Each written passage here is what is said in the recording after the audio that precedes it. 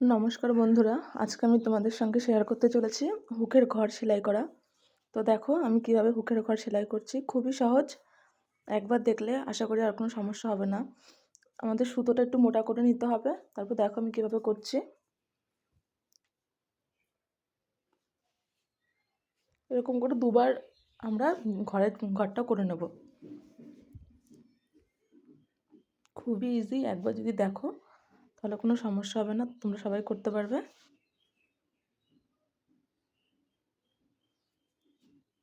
তোমরা শুধু আমার হাতের দিকে লক্ষ্য করো, কেমন করে সুচটা ঢুকিয়ে সুতোটা ঘুরিয়ে পরে টানছি।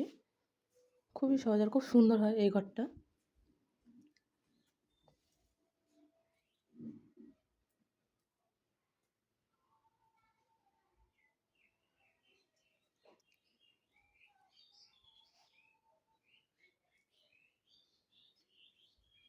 দেখতে পাচ্ছ কি সুন্দর চেনের মতো হয়ে উঠছে।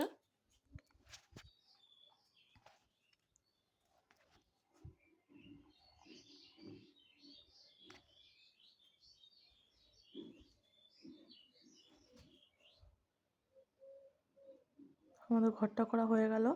তারপর আমরা সুচটা ঢুকিয়ে পেছন দিকে আমরা গিট তুলে নেব যাতে না খুলে যায়।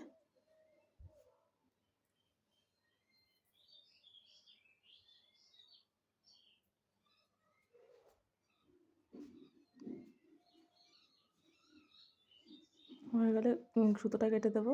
দেখো তোমরা কত সুন্দর হয়েছে, কত সুন্দর লাগে দেখতে। খুবই ইজি, তোমরা ট্রাই করে দেখো।